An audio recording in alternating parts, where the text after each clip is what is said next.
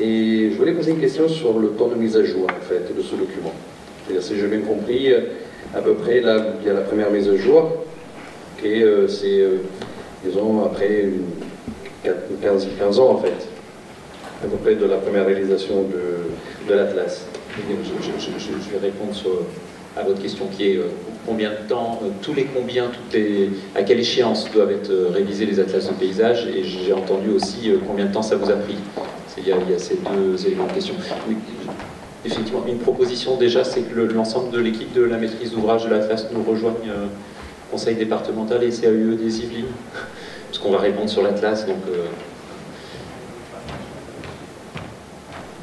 Voilà. Alors, il est souhaitable que les atlas de paysage soient mis à jour au rythme où évolue le paysage et ses perceptions, qui est un rythme plutôt lent. Le ministère recommande plutôt des actualisations tous les 15 ans, 20 ans. La réalité est que c'est un travail plutôt long. Réaliser un atlas de paysage, c'est se mettre d'accord sur un cahier des charges, et c'est forcément de la co-maîtrise d'ouvrage. On est toujours plusieurs à élaborer une commande, ça met un peu de temps. C'est des marchés qui sont de type marché public avec appel d'offres, puisque la dépense pour réaliser un atlas de paysage, c'est, on va dire, dans environ 150 000 € de dépenses totales. Voilà, c'est l'ordre de grandeur moyen. Ça peut être beaucoup plus. Je me souviens que le département de Seine-et-Marne avait investi nettement plus pour son département. Et c'est un temps de réalisation, c'est un temps de validation, puisqu'après il faut que l'ensemble des partenaires assument tout ce qui est dans l'Atlas. C'est un temps de concertation important, donc c'est souvent 2 ans, 3 ans de travail à peu près. Donc voilà, donc là, entre ce qui est un souhait de renouveler la connaissance tous les 15 à 20 ans, on est 25 ans après le premier atlas, donc à la fois il était temps, parce qu'un quart de siècle, il y a des choses qui bougent beaucoup, et les observatoires photographiques de paysages permettent de rendre compte de cette évolution des paysages et montrent que ça bouge très vite. Et à la fois, bon, c'est un temps humain, c'est du temps de construction, donc voilà, c'est à son rythme. Alors, Maurice Boudet, maire de Rolleboise. Je n'ai pas feuilleté évidemment votre atlas puisque je viens de la voir, mais il serait peut-être souhaitable d'ajouter quelques pages montrant les aberrations qui ont liées à des constructions, etc., et qui ont gâché certains types de paysages. J'en profite pour attirer votre attention sur un problème. Quand on construit, mais on ne prévoit pas les infrastructures avant. Il y avait ça c'est répétitif depuis des années, un certain nombre d'élus, dont le président Pierre Bézier dans le cadre de l'OIN, répétait d'abord des infrastructures, des emplois et des logements, ou des logements. Alors en réalité, on arrive à quoi? Et les lois de l'État, la loi Allure, etc., poussent à la densification des constructions, donc ce qui va augmenter obligatoirement le besoin de déplacement, mais il ne parle pas du tout d'obligation de faire des infrastructures avant. Alors, qu'est-ce qui se passe? Eh bien, on développe les villages, etc., on construit, et puis un jour, eh bien, un jour, il y a besoin de déplacement, il faut construire des nouvelles voies, construire de nouvelles infrastructures, et c'est là où est le problème. Parce qu'à ce moment-là, on gâche des paysages. Alors si ça avait été prévu au départ, on aurait pu trouver un passage harmonieux. Un atlas de paysage, c'est un outil de connaissance. C'est une opportunité d'avoir des éléments pour construire des politiques d'aménagement du territoire, et vous évoquez la question de création de logements ou d'infrastructures, et pour les insérer dans le territoire d'une manière qui fasse sens et qui ne soit pas en disharmonie avec la structure du territoire. Après, ce n'est pas un outil de préservation et de gel des paysages des Yvelines. C'est un territoire, ça doit vivre. Il y a des politiques effectivement d'aménagement du territoire qui visent à densifier la ville, qui visent à équiper le territoire, notamment avec des infrastructures de transport que vous évoquiez.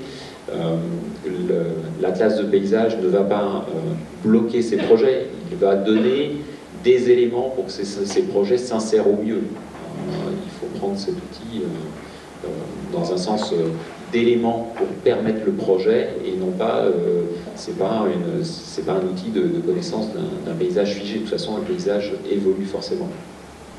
Monsieur le maire, je vous rappelle que depuis 1983, les communes bénéficient de la décentralisation et de la libre administration. Et l'aménagement du territoire est une œuvre commune entre les communes, leurs établissements publics de coopération intercommunale, le département, la région et l'État. Vous avez évoqué différents sujets qui sont des sujets d'aménagement du territoire qui peuvent avoir effectivement un impact qui va être perçu au moment où on va avoir l'œil du paysagiste, qui est un œil qui voit les résultats de l'aménagement du territoire et qui les voit d'une façon globale, tout en étant à des échelles différentes. Vous avez pu voir, et le film fait par le CAE de ce point de vue-là était de très bonne qualité, combien le paysage peut être perçu de façon très proche, ou à l'inverse de façon très embrassante, très panoramique, pour prendre un terme paysager. Et la question que vous posez sur les impacts ou les résultats que peuvent avoir les modes d'urbanisation sur le paysage est un vrai sujet dans les Yvelines, où pendant de nombreuses années, un certain nombre de communes ont poursuivi des modes d'urbanisation de type grosse maison sur grosse parcelle, sans trop se préoccuper de ce que vous dénoncez à juste titre, c'est-à-dire le coût extrêmement élevé de cette urbanisation diffuse qui nécessite des densités, des longueurs de réseau extrêmement importantes. Plus vous dispersez les maisons, moins vous faites de l'habitat dense et plus ça coûte en VRD, en voirie, en réseau d'adduction d'eau potable, en réseau d'assainissement, en réseau de tout type maintenant, puisque les gens souhaitent être reliés à bien des titres. Donc la densification, dont je n'ai pas bien compris si vous l'appeliez de vos voeux ou pas, cette densification est également un des éléments qui va jouer dans une utilisation différente du paysage, avec peut-être par endroits plus de concentration urbaine, dans d'autres endroits moins de dispersion d'habitat, qui est aussi de nature à imiter certains paysages. Après, en ce qui concerne la politique de transport, elle a un petit impact sur le paysage, mais ce n'est pas le lieu d'en débattre ici. Vous savez très bien comment elle est organisée dans notre pays, et surtout comment malheureusement elle n'est plus financée, suite à certains mouvements populistes qui se sont opposés à la mise en place de l'écotaxe qui était destinée à la financer. Je n'en dirai pas plus ici. J'imagine que dans la construction de ce travail remarquable, vous n'avez pas installé des frontières hermétiques au département, puisque les paysages, évidemment, sont interpénétrants. Comment avez-vous travaillé avec les départements limitrophes? Bonne question. En deux temps, je dirais qu'il y a eu, au moment de l'élaboration de la classe, nos prestataires sont allés regarder les travaux qui avaient été faits auparavant, c'est-à-dire les atlas de paysage des départements limitrophes, et ont tenu compte dans l'élaboration de leur vision, et notamment de ce qu'on appelle l'élaboration des unités de paysage.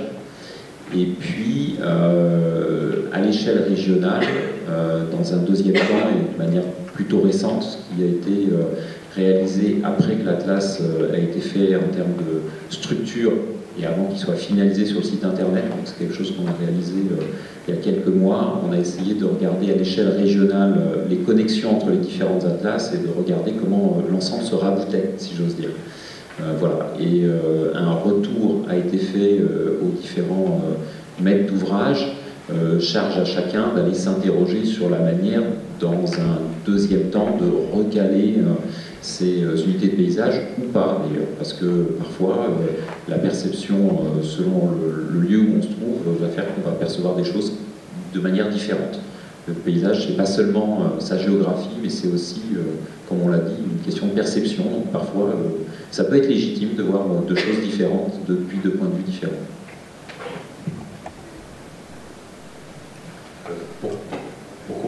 Pour compléter, je ne vais pas trop montrer un atlas du paysage, mais avant les unités paysagères, avant les 24 unités paysagères, vous avez d'abord un chapitre introductif qui montre comment les paysages des Yvelines s'insèrent dans les grands paysages à l'échelle du nord de la France. Et vous avez également, tu peux peut-être le montrer d'ailleurs, il y a des graphiques très intéressants dans Observer. Donc il y a un chapitre qui s'appelle le contexte interrégional. Parce qu'avant d'être divisé en 24 unités paysagères,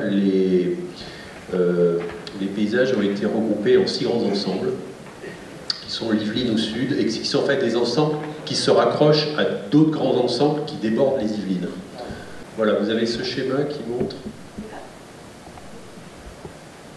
comment les Yvelines s'insèrent dans les grands ensembles de paysages à l'échelle du nord de la France, entre la Beauce et le Balalier. Les Yvelines, le Iroquois, la vallée de la Seine, donc tous les éléments qu'on a retrouvés dans les unités. Voilà. Donc pour répondre à votre question, c'est bien sûr... Dans l'Hyperion, je suis beaucoup occupé des paysages des Yvelines. J'aime beaucoup ce qui a été fait. D'ailleurs, c'est splendide. Et certaines images, un peu idéalisées, il faut dire, il faut rêver dans la vie, et c'est très bien. Certaines images sont tellement belles qu'on a envie de les piquer et de les citer à droite et à gauche. Bon, vous avez mis sur chacune le copyright, bravo, c'est bien. Et il faudra donc à chaque fois que l'on se réfère à votre travail, qu'on cite les auteurs. C'est bien. Je trouvais que dans votre exposé, on parle du patrimoine, mais est-ce qu'il y a une carte des choses vraiment qui ont de très grande valeur, que ce soit des sites, des monuments historiques importants, et qui permettent de placer les paysages des alentours par rapport à ce qui est déjà protégé, et peut-être parler de ce qui va se protéger, être protégé, ce qui doit être protégé. Je parle en tant qu'ancien inspecteur des sites, évidemment. Je vous remercie.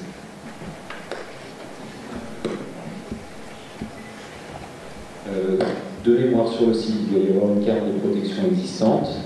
Après, le but, c'était pas, à travers cet atlas qui sera sous contrôle du conseil départemental et de la direction départementale des territoires, de redonner les périmètres des protections et des servitudes. C'était plutôt de mettre sur la table une analyse sensible et qualitative des paysages.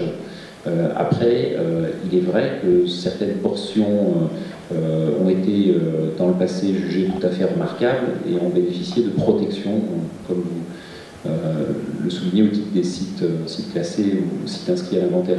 Mais ce n'était pas le but premier de cet atlas. Donc, après, c'est un site internet, il peut être amené à évoluer, c'est même son objectif, c'est d'avoir un support électronique pour pouvoir le faire évoluer et l'animer. On peut renvoyer sur les cartes des protections qui sont sur le site internet de la DDT ou de la DRIE, mais ce n'était pas le but premier. Oui, bonjour, Émeric de Robien, je suis maire de Sailly. Alors, je veux savoir si dans ce site, il y a les points noirs, les choses qui ne sont pas belles, justement, pour lesquelles il y a un projet ou des idées d'améliorer, voilà, dans un premier temps. J'ai une question. Alors, dans chaque unité, il y a des descriptions précises. Effectivement, quand il y a des paysages impactés, fragilisés ou impactants, c'est décrit. Vous avez sur la carte des enjeux qu'on a vue au début, dans l'onglet Agir, un certain nombre de légendes aussi qui peuvent vous indiquer des endroits fragilisés, menacés. Donc, quelque part, quand vous vous intéressez à une recherche des points noirs, vous pouvez les trouver dans plusieurs endroits en fait, du site. Il n'y a pas, par contre, un onglet points noirs identifié.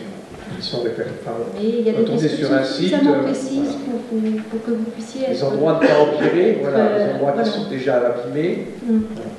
Et ma deuxième question, ça concerne, je dirais, la valeur, alors je dirais juridique ou le poids de cet atlas par rapport au PLU, par rapport au projet de PLU, par rapport à tous les projets qui pourraient détruire les paysages répertoriés ou non, qui sont ces paysages.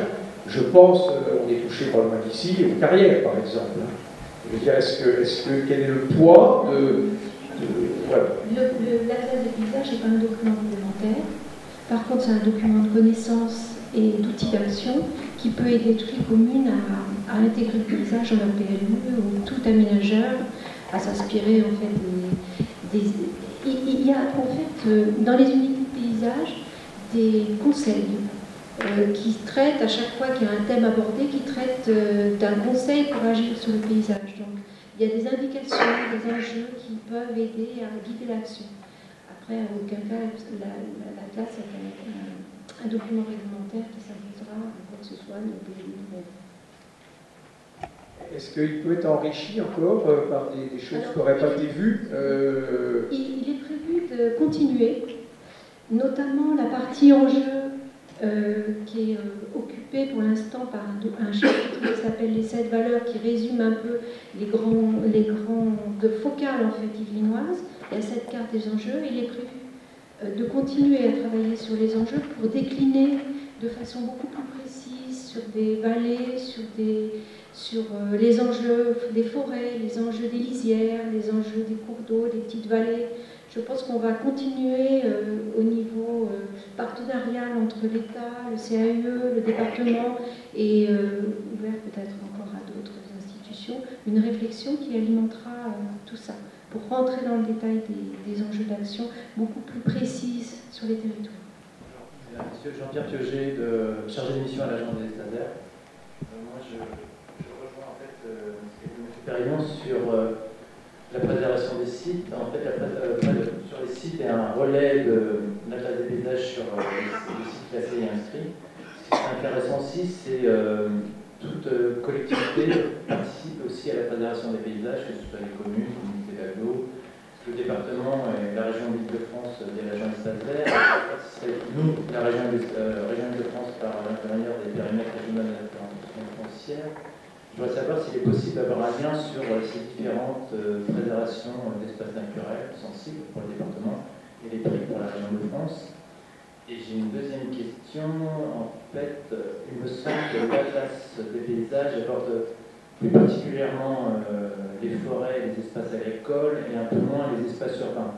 Alors, il me semble, j'ai participé un peu, je le découvre. Donc je voudrais avoir une réponse. Et aussi, ce qui est important aussi dans les outils, qu'on ne suit pas suffisamment dans la préservation des paysages, un des outils les plus importants et stratégiques, c'est le foncier aussi. C'est la maîtrise du foncier, notamment par certaines collectivités qui permettent de préserver des grands espaces paysagers. Oui, si j'entends, les voisins vont compléter ou apporter leur point de vue. J'entends une série de questions qui tournent autour du lien entre le paysage et la protection des paysages. Déjà, première réaction, le paysage, ça doit guider des aménagements. Quand un paysage en lanière, quand le parcellaire effectivement forme du paysage, ou quand on a une structuration particulière du paysage, comme on l'a montré dans les Yvelines, avec de longs coteaux boisés, avec ces vallées assez profondes qui ont des boisements au rebord de plateaux. On a des éléments pour structurer les projets. Le but, c'était pas des analyses préalables à des éléments de protection. Néanmoins, effectivement, vous allez trouver ces éléments-là ailleurs. On pourrait envisager entre partenaires de voir comment on peut mettre des liens et mettre cette information, mais c'est plutôt des éléments pour la connaissance, pour l'action, que des éléments pour des projets de préservation qui, par ailleurs, peuvent éventuellement être sollicités, suivre leur cours et nécessiter des études particulières. Donc voilà, je ne sais pas si je réponds complètement à votre question, mais c'était très bien résumé dans le titre de la journée qui est de la connaissance à l'action. Je vais répondre sur les parties urbaines. Cet atlas a quand même une certaine richesse en matière de paysage urbain, puisqu'il y a un certain nombre d'unités paysagères qui sont spécifiquement urbaines, comme Plateau de Saint-Quentin en Yvelines, ou comme Versailles et son château, ou comme Plateau de Vélizy-Ville à Coublay. Donc il y a beaucoup de choses qui concernent le paysage urbain. Il y a également un chapitre des chapitres généraux qui est consacré. Donc je pense que ce sujet, d'ailleurs c'était un des soucis du conseil départemental, a été bien traité, beaucoup plus d'ailleurs que dans beaucoup d'atlas de paysage, d'autres atlas de paysage d'autres départements, qui sont plus concentrés sur les parties rurales. J'aurais souhaité dire un mot à propos de la valeur juridique. Bien sûr, c'est un document purement informatif qui n'a aucune valeur juridique. Mais à partir du moment où dans un document qui a été validé par les services de l'État, on apporte de la connaissance du contenu sur ce qui est beau, sur ce qui a de la valeur, et pourquoi ça a de la valeur, ça finit toujours par avoir un effet juridique à partir du moment où on le cite et on l'utilise dans d'autres documents à valeur juridique, ce qui est bien l'objectif d'ailleurs. Merci encore aux intervenants de cette première séquence et à toutes les 10 minutes.